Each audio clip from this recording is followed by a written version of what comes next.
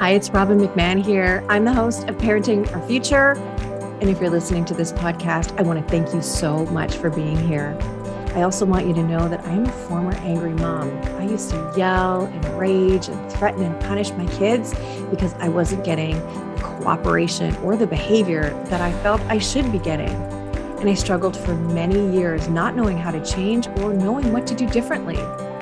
It wasn't until I found the world of peaceful parenting that I learned why my kids acted the way they did, and also why I was so angry and triggered. I was able to heal my anger and leave my triggers behind so that I could focus on being the calm and confident parent I always expected myself to be. I can tell you that feeling connected to your kids is the best feeling in the world.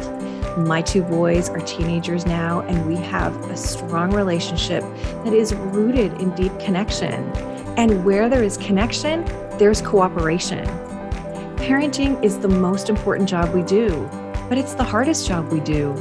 And we do it without understanding the fundamentals of the way our kids grow and develop. And we do it without knowing the way their brains work or what their behavior is actually really telling us. So it's no wonder it's so hard. And it's okay to ask for help. It's okay to say, this is harder than I thought it would be. And that's where I come in. I can help you and I can support you so that you can have the cooperation and enjoy being a parent. You can book a free call with me on my website, parentingforconnection.com. And if you want to download my free guide, How to Turn a No into Cooperation, go to triggerfreeparents.com. I really hope you enjoy the show. Thanks for listening. Hi, it's Robbin McMahon here. Welcome back to another episode of Parenting Our Future. I have such a fascinating guest on that I can't wait for you to listen to and hear her story. She is incredible. So let me tell you who she is. I have Jamie Fiore Higgins on the show today. And she actually was a managing director for Goldman Sachs. And that is a position that only 8% of Goldman Sachs employees will ever reach that height. And in fact, she was the highest ranking female in her department.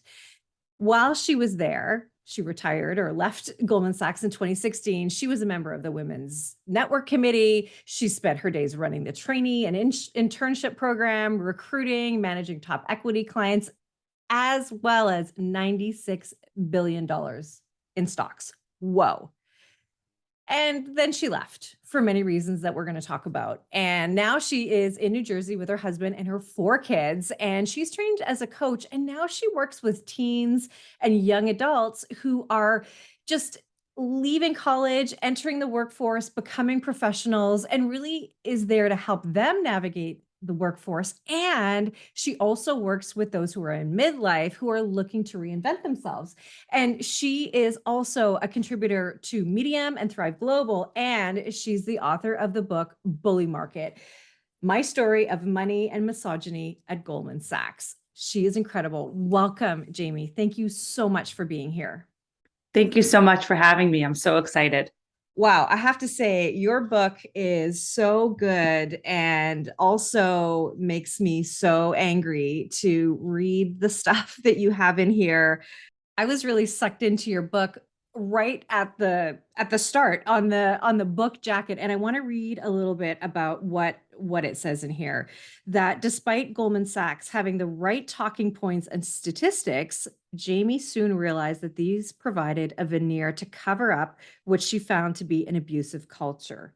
Once in a position of power and managing billions of dollars, Jamie realized that she had become part of the culture that she had once critiqued, but her job title and salary didn't insulate her from shocking stories of harassment and exclusionary behavior. When she was told that she was promoted only because of her gender, and when her coworkers mooed at her after she was pumping for her child, which is actually in defiance of one of her managers and superiors who told her not to breastfeed. And also when a male boss used a racial slur in front of her and other colleagues and clients with zero repercussions, it really led to her having enough and eventually leaving. And she's really sounding the alarm on the culture of finance in corporate America. But it's more than just that. She is also talking about motherhood and women in the workforce. So, Jamie, tell me more about what you faced and what women face in the workplace. Well, I think women there are facing a kind of structural institution of toxicity. So when I first walked in the door, it was very clear that we were to be filled to be the other. So number one, there were not a lot of us. And when we got on the desk and started working, my first couple of weeks, they distributed a Facebook of sorts. It was before Facebook really existed, or maybe it was in its early stages, but it was a booklet of all the new hires, their headshots. And it was sent around the firm to encourage people to welcome the new hires, maybe take them out for coffee. Well, my male colleagues created a macro spreadsheet, trying to analyze breast size, leg length, butt shape. The big joke was, oh, let's have so-and-so for coffee. Let's mentor her. She looks really good. So there's Whoa. kind of that like systemic issue with women, that kind of very bro culture locker room that all women have to almost tolerate. I called it the white noise of the training desk. It was kind of always there, annoying, constant. And then what I observed was, as I got more senior and I became a manager and I had more responsibility, once I was viewed as a threat, then the misogyny, the gender discrimination became much more targeted, where things were done Really? directly to me. So I Really? think most women experience it on some level. And then if you hang out long enough and get more senior enough, then that's really when it becomes more directed. So you're either insignificant or you are someone to be taken down. Yes. I always say that we were like Barbie dolls in their world. They put labels on all of us. Right. So, when I first started, before I was senior, before I was a threat, they used to call me Sister Jamie because they thought I was so innocent. I was like the nun Barbie. Then Yeah. there was this woman, very smart, very sharp, not very senior, but she had kids, and she would talk about her kids, and she was Mom Barbie. And then there was the woman who, dressed a little more edgy, and she was the slut Barbie. So it was like we were all labeled with these very specific roles and almost bucketed in this men's world where all the men could kind of be all different things. Right, right. And the problem with that, there are many problems with that, but also when you apply a label to someone or something, you no longer see it for all the other many things that that person or thing is. That's right. That's right. And that's why with the guys, it's like it was kind of yes and. Yes, they were a great athlete and they were great with clients and they were smart and they were good with numbers, and they were an avid race car driver. They could be all these things. But with the women, it was like you were just known as that one thing, and all the other aspects of you. Like in example, this one woman who was the mother, she was like, oh, she's like, the mommy on the desk, that she took care of all of us, even though she Right. was just smart and sharp as everyone else. So it's that kind of limiting mindset. And I think it affects us too, right? Like I think it would affect me if I was the mom Barbie or whatever. You'd almost live up to that label. Absolutely. And I think that, there's that old adage, surround yourself with the people you want to become, right? And Right. so if you're in this environment and that's the constant thing you're hearing, and you're at work, at least at Goldman Sachs, at least 12 hours a day, it's Oof. like really hard for your own inner dialogue to battle all the external stimuli coming in. Right. So, here's the thing. I understand that it's culture. I understand that, it's we, there's sort of the shadow of a leader, right? That's a term that we used to use in my corporate career, right? But it does make a difference, right? The way leadership is the way it sort of trickles down to everyone else, right? So culture is really big. And you know, okay, so you became part of the culture, really, as Yes. a managing director. So you are one of the top people in the company. How did you sort of perpetuate that same toxicity, if I can Yeah. say it like that, Yeah. No, hate to say absolutely. it. No, Yeah. absolutely. And that's, I think an important message of our story. So here I come in as Sister Jamie because I'm really kind, I'm innocent. In fact, I didn't even want to work on Wall Street. I wanted to be a social worker. So I kind of came in as this almost kind of helper healer role. And as I got more senior, the young women would flock to me because it'd be Yeah. like, oh my God, Jamie's doing it. She's a manager. She's married. She has kids. Like, I want to emulate her. And I love that part of my job where I would help them navigate the Mm, workforce. But what happened was, given my role, they shared a lot of their stories and a lot of their personal stories of harassment, of gender mm, discrimination. And they would look for me to advocate for them. And I would always start, Rob, and I would always start and I would raise it up to management. And at the end of the day, they would always dismiss the person complaining as a drama queen, yeah. making up lies. And again, I would push back. And then they would say, listen, I'm calculating your bonus right now. I'm figuring out the next candidates for promotion. Do you really want to fight me on this? And so, you know what? I didn't. So I chose to take care of myself before taking care of others. And so even Wow. though I was a mentor, even though I was on the women's network, I really wasn't being a true advocate and support to the other women at the firm. Because you were threatened. Absolutely. I think it's again part of the culture of this like scarcity mindset where there's only so many spots for women. So they made me believe that I had to really kind of mind my P's and Q's to get this role, even though the guys were misbehaving left, right, and center. But to me, it's like, Jamie, you only have this one shot.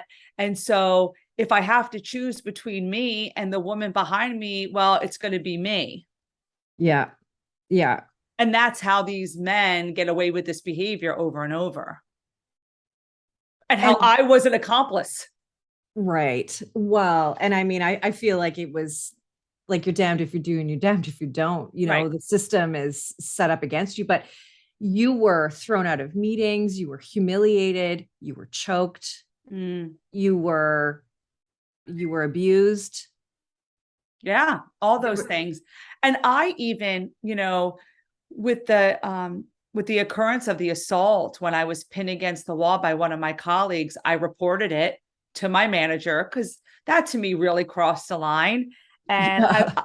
I was told that he wasn't going anywhere because he was a scratch golfer and he got all the management access to great golf courses all across the country and in Europe. And I am welcome to report it. However, they're not getting rid of him. So imagine how hard it would be for me to continue working with this guy after I reported him.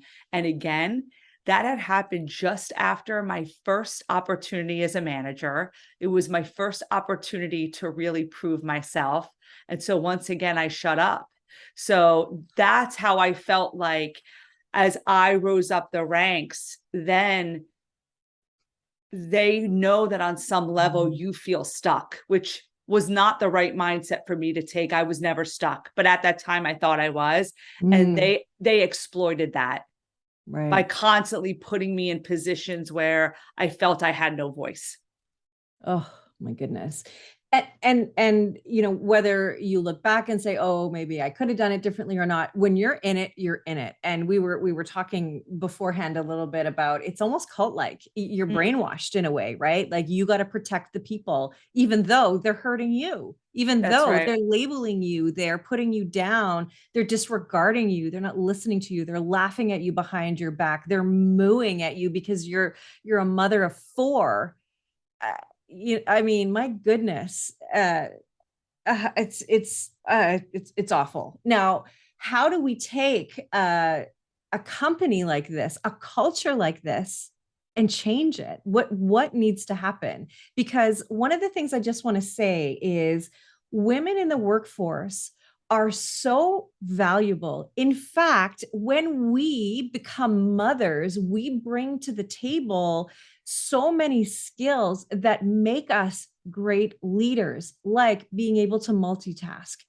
We can moderate and facilitate meetings and negotiations in a much better way. We can be empathetic, and empathy is not a weakness, it's actually like a superpower, right? We are better listeners as well, right?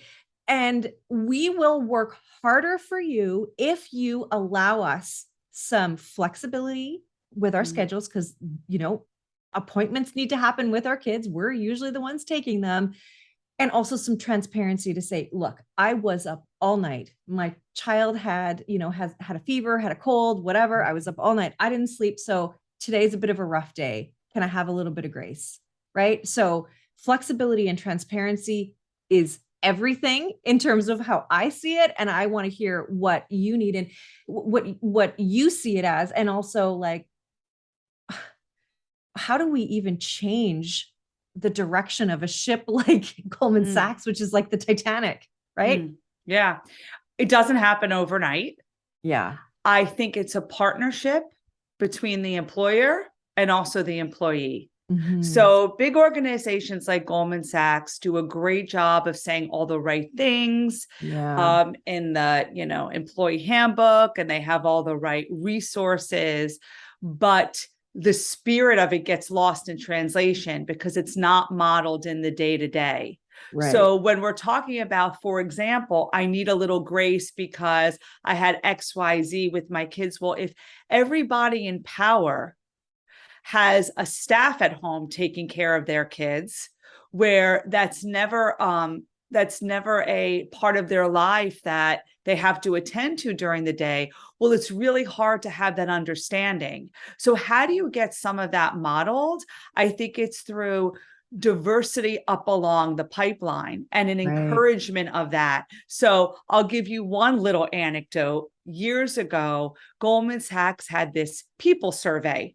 And of course, so a people survey was everyone in the firm was given the survey, and you know, rank your experience at the firm. And big shocker, work-life balance was abysmal. Well, So 12 hours a day. Yeah. so my partner comes out and says, okay, we have to do something with work-life balance. Once a week, everyone can leave at 4 o'clock, go home, have fun with your families. Great. Well, guess what? The partner never left. Oh, So, so therefore, nobody else ever left. right. So you can't just say it, you have to model it, because people are looking Mm, at the glass offices for that kind of unspoken permission.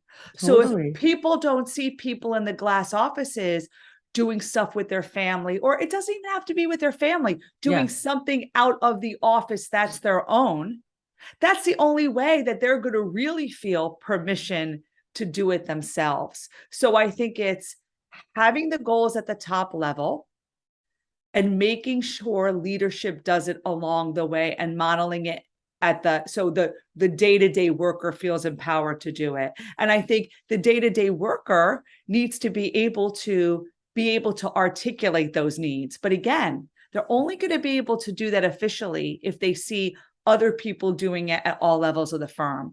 So that's why I think when companies need to look at the future of their culture, it's kind of establishing this pipeline of talent that walks the talk of the principles they want to see in terms of balance, family life, mental health, not just saying it's available, actually showing people utilize it at all levels of the organization.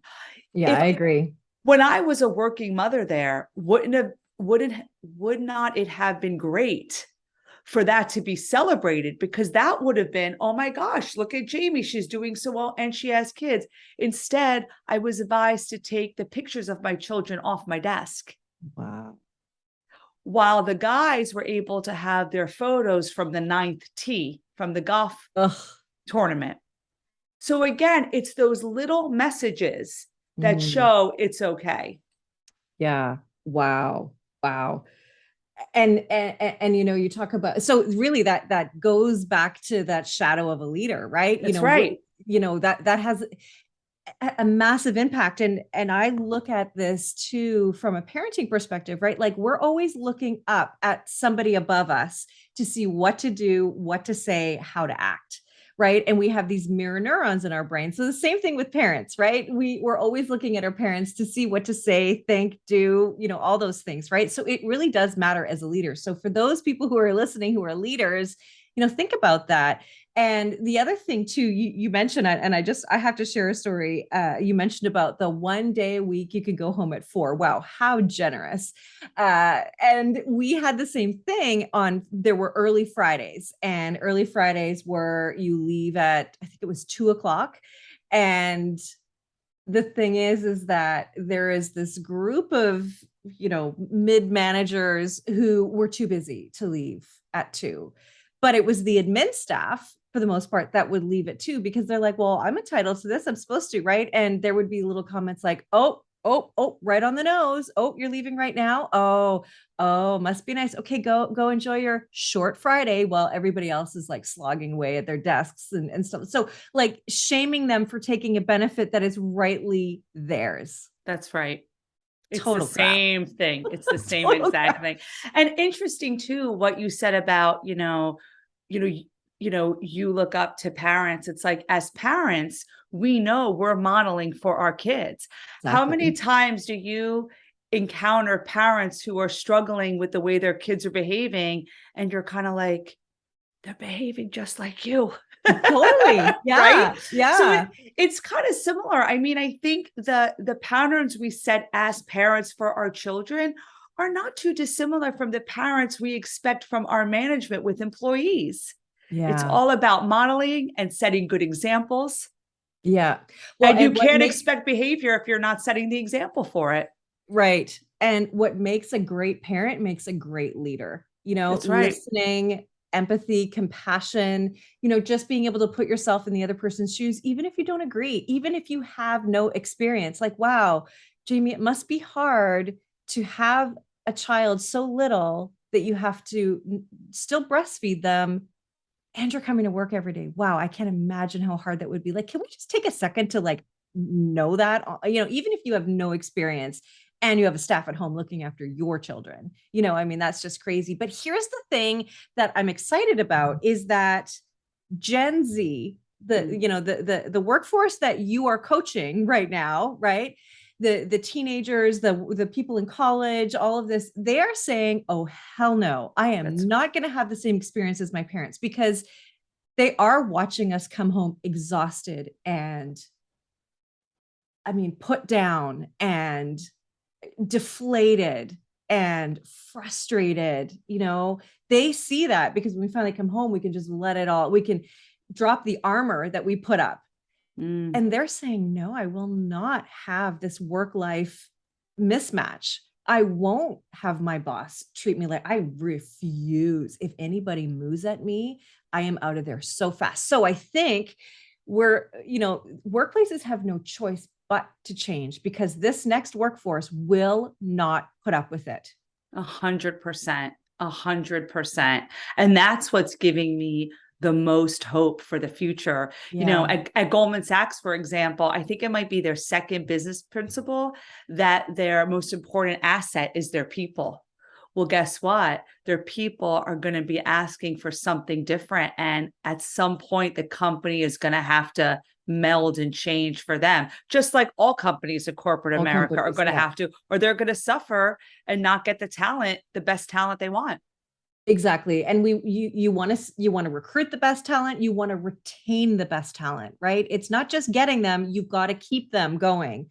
That's So right. this is such a timely discussion. When we're on the heels of the Great Resignation, there's a lot of talk about quiet quitting, and it's all real. And I think quiet quitting gets a bit of a bad rap, and it really became popular with Gen Z because they're like, no, I am not working more than you pay me Mm, for. And I think, I want to use that as a jumping off point too, because there is a point at which the money just isn't worth it, you know? mm, And I want to talk a little bit about that with you because, you know, what are we doing? Why are we doing this? Is it for the money? Is it for the money? Is it for the power? Or is it because it's what we think we should be doing without mm. even thinking about it? Or is it that we feel obligated to because our parents wanted that for us? I think it's all of those and more, maybe. Yeah, absolutely. I mean, for me, it was definitely, like I said earlier, I wanted to be a social worker, but I chose that job because family my parents grew up with nothing. They grew up in poverty. They really were the American dream. I got to go to a private school. They, scrimped and saved and, Yeah. took out loans to pay for it. And their mantra was every generation must do better. And Wow. I had an older brother and sister. They're 10 and 9 years older than me. And my brother always said, Jamie, you're elevating this family. Not that they weren't successful, but my gosh, for someone like me without any connections to get a job at Goldman, which is, they say, harder to get into than Harvard, it was like such a boon for my family. Yeah. And so I felt like I was really working for them. And then, of course, when I Yeah. had a family of my own, that obligation, extended to my family I was creating. But my brother, who would always talk to me, he would say, run the baton as far as you can, hold on to the baton and run the race as far as you can. And I decided I would do that, but I would never hand that baton to anyone else, that obligation to Mhm. anyone else. Like, my children have to make the choices that are for them, Mm. not for anyone else, because that is a slippery slope. And I don't think it ever ends well. No, and there's generations of people who are working jobs that they never wanted to work, but because of that family obligation, they do it. And we have to be careful as parents now not to run our own agenda because we're coming from a place of fear or lack. And it's always a good intention. Like, I want the best for you, Jamie. I want you to have a job where written in your contract is a $40,000 raise a year bonus, sorry, but you get 80, because you're Right. so good, because you work so hard, but actually you were killing yourself because you were there first in, first out, right? First person in, last person Person out. out. Sorry, first in, last out. So And for what? You had no life, right? for what? For what? For what? And, my mom, although she really encouraged me to work there as my career went on, as she saw the destruction it was causing in my home life, in my mental health, she finally encouraged me to leave. And she said, Jamie, you could find another way to make money, but you can't make any more time. And Yes. time is the most precious resource. It is not renewable. We don't even know how much we have at any given moment because we don't know when Sure. our timeline ends. So I think it's really important as parents to, I mean, listen, you want them to be successful. I want all my kids to be able to take care of themselves, clothe themselves, house themselves, all Of those course. basic things. But Mhm. at the end of the day, if you really feel passionate and excited about your career, you have the longevity. And if you have the longevity, it's like you could just keep on working and be happy doing it. It's working becomes less of a drag and more of a joy. Mhm. And so, I wonder if I had ever been a social worker, would I have made those Wall Street bonuses? No. But maybe I would have had a, 50-year career that was Yeah. vibrant and exciting that I could keep on doing for years and years and years. That's right. That's right. Well, and we do have to be careful, right? That we are listening to our kids, because it's not about us. It's about you as a human. And yes, you did the stuff, and you had that experience, and now you're able to help people through this. And the reality is that the days of us going to post-secondary school, university, then to a job that we stay in for the rest of our lives, it doesn't happen that way anymore. And we No, also have to remember that that success is, well, however you define it, that's success, right. right? And also the jobs of tomorrow that might be a successful job, with air quotes, aren't even invented yet. We don't even know what they're Mm, going to be yet. So many of these jobs are, I mean, I didn't, this job didn't exist that I have before. A podcaster, a parenting coach, like none of that existed before when I was in high school looking at the future. So, we also have to like have a little bit of trust and faith that mm, things are going to work out the way they're supposed to work out with our kids, and and just to always be there for them, that's right. to support them and help them work it out, is really all they need from us. Yeah. And I think that abundance mindset, that Yeah. there are, for me in my career, it was such a scarcity mindset. It was so myopic, like, this is what you have to do, and this is the only opportunity to do it. But to your point, we don't even know what's out there yet. Let's just keep our eyes and ears open to all the possibilities and think Yeah. about what our children are really good at. Just Yeah. what they're good at, what they're passionate about, and what aligns with their values. What Yeah. really makes them excited based on their values. And then there's probably so many different roads that you can take for potential careers. I mean, can you imagine what it would be like if every parent was like, tell me what you love, tell me what you're passionate about. Let's find you a job in that area. Wow. Like, what? That's incredible, right? Oh, one of the first questions I ask my coaching clients is, what do you want? And they're like, what? I was like, well, Yeah. what do you want? And they are absolutely dumbfounded by the question and petrified, because they've never had the luxury of just putting into words, just doing a little soul searching of, what is it that I want? Yeah. Like, I have no idea. I don't know. No one's ever asked me. Like, what a tragedy. What a tragedy. Yeah. So I want to talk about moms for a second, because really, working moms is who I really talk to, right? Working Mhm. moms with difficult kids. So we haven't talked about your kids, but one thing I want to talk about is you as a mom and why you have a strainer on your wall. What's that about?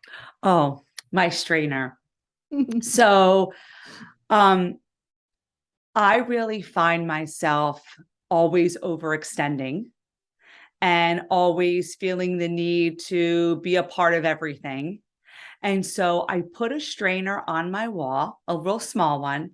And anytime I am asked to do anything, I look at the strainer and I strain it in my mind through my values. Mhm. Meaning, if I devote my time to this, whether it's for paid or unpaid work, what am I going to really get out of it? And if is it going to carry through with my values? Do my values end up there once the activity gets strained? Right. Mm. And if the answer is no, then I most of the time very gently and kindly say Yes. no to those opportunities. So I really feel like time is precious.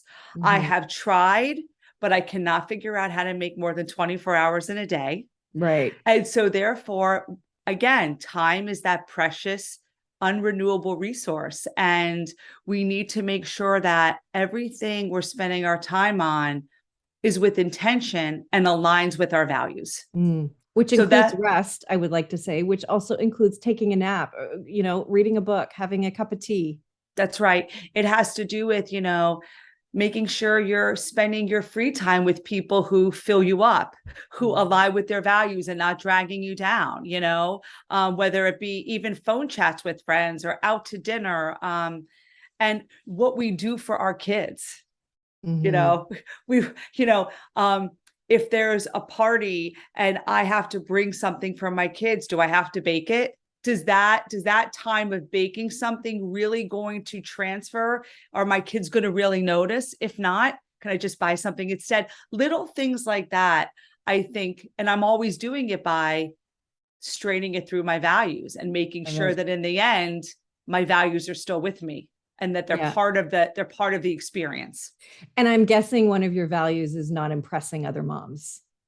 No. Because you know what? We just got to embrace who we are. Like, yep, I did not make these brownies, or yes, I made them from a mix. They're delicious because I made them from a mix, and I don't do stuff, I don't do that.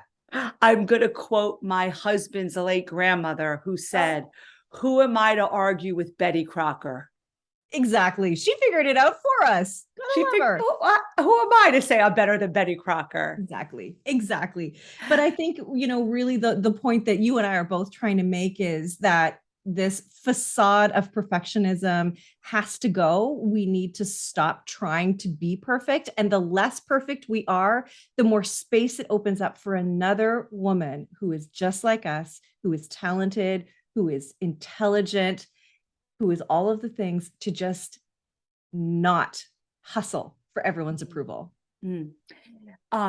Yes. And I feel like save the perfection for the things that matter. And most of the time, good enough is good enough. Yes. And that delta, that difference between the time you are spending on good enough to perfection can be reinvested in yourself, into things that align with your values. And then also, to your point about other mothers, I can't tell you how many times women have come up to me and said, "Oh my gosh, thank you for being so real. I just feel like I could just be myself now and I don't have to put on a charade." Because the real crazy part of it all is, I think so many people are putting on charades for each other. And I don't think the majority of them want to even put on charades. So if one person could just be real, I think a lot of people are like, "Oh my gosh, me too. Thank you." Yeah. And imagine if the perfect mom was out there, right? Wouldn't we hate her? She doesn't exist. She doesn't exist. Like, oh, must be nice. You got it all together. Must be nice, right? But like, she doesn't, because we are all messy humans. Exactly. We are all messy humans. And you know what? There are some women that always look just so, and that's wonderful because that must align with their values. I hope it does. I hope that aligns with their values and that makes them happy to do that. But you know what? They struggle too. We all struggle. It's so funny. A friend of mine, she has such beautiful talents with, she will make a lunch for her kids that's all in like a Dr. Seuss theme. She does all this stuff. Anyway, she's just a wonderful human, wonderful mother. And when she comes over to my house, she's like, "Your house is always so clean." Well, A, I just cleaned it just because you were coming over, one. And two, I'm like, "Can you just give me that? Just give me that, because I'm screwing up in a bunch of other areas." Just like, don't think that I'm somehow special because we like to clean, which we do, my husband especially. But don't somehow put me in a different bucket because my house is clean. Just give me that. Like, just allow me to have that one win, because I promise you, I'm letting multiple people down in multiple different areas, But that's relatable because all of us, I mean, it's just, like I said, only 24 hours in a day. Yeah. And I think it's just important that we all, as parents, as humans, that we get a little more comfortable with good enough. And again, save the perfection for what really matters and use that extra time to fill ourselves up, to have the energy to fill others up. Well, and I want to add one thing too, as we're in the hustle and we're doing things and we're almost on autopilot, I think it's important for us to stop for a moment and just say, why am I doing this? Why am I killing myself baking these cupcakes when I can just go and buy them? Like, why am I allowing myself to be treated this way? Is it for a paycheck? Is it for power? Like we already talked about. Is it status? Is it like, why am I doing this? And does this fit my values? Is it aligned with my values? I mean, that's really why I asked you about that strainer, because I think it's really important that we do look at our values. Our values can really help us navigate a life that is fulfilling. That's right. Yeah. And what And you it, say no to, it, you're saying yes to you. that's You know? right. Yeah. And it's no wonder I was so miserable at Goldman Sachs for 18 years because it was completely counter to my values. And so that's why every decision I make, I run through that mental filter and I Yeah. look at that filter on my wall to say, okay, is this aligning with my values? And if not, just move on. Yeah. Wow. I know we could talk for hours about how, the horribleness that you have, experienced, lived through. And I just think it's so exciting to talk to somebody who has taken their pain, their experience, and really transformed it to work with the youth, to work with college graduates, and even women who are in midlife making a pivot saying, hold on, I have been doing this hustle and I don't want to do this. In fact, I never wanted to do this, you know? And I just want to say one last thing, that as you're raising your children, please listen to them for what they want. Mm, Because it will hurt them if you don't. If you run your own agenda, if you run what you think you know best, and you are not listening to who they are, it's going to create disconnection. It's going to create a rift in your relationship. And we don't want our kids to be with us for just those 18 years. We want them to be with us for life. We want to have relationships forever, and we want them to be happy, mm, not just have a fat bank account, right? that's right. That's right. And I would add to that, that I wonder if that focus, making the agenda for your kids is informed by the fact that maybe parents aren't making an agenda for themselves. No, yes, of course, because we're just so Right. busy managing our kids' life that we're not looking at our own. Is that And what you so mean? yeah. And so maybe if we really looked at our own lives and made sure we were asking ourselves, well, what is it that I want? And we're able to align ourselves with activities, with work, with hobbies that fulfilled us, that maybe it would be easier for us to ask, what is it that you want, my child? Yeah, it's a really good point. Because I wonder if sometimes that frustration of, I couldn't do what I want, then not in a negative way, but then Yeah, it's just like, well, I didn't have control over my experience. So learn from my mistakes. You have to do X, Y, Z. yeah, As yeah. opposed to, it's never too late to ask yourself what you want. Jamie, that is brilliant. It's so true. I've never articulated it that way, and I love what you just did. And now I'm going to use it. I hope you don't mind. Please. But it's so true. And I see it in sports. I see parents who just go berserk when their child doesn't measure up or does. Or I don't. I mean, it can be so toxic.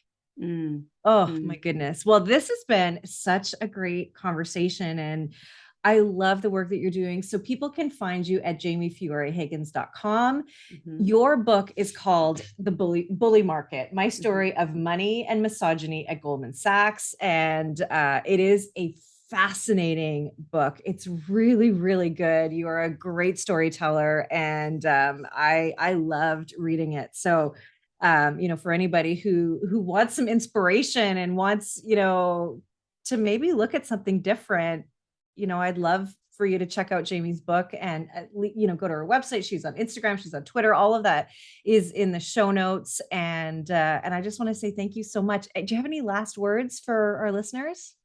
I'm just so grateful to be here. And I just think that as parents, we have an ability to really think about how we want to show up for our kids, but Yeah. also how we want to show up for ourselves.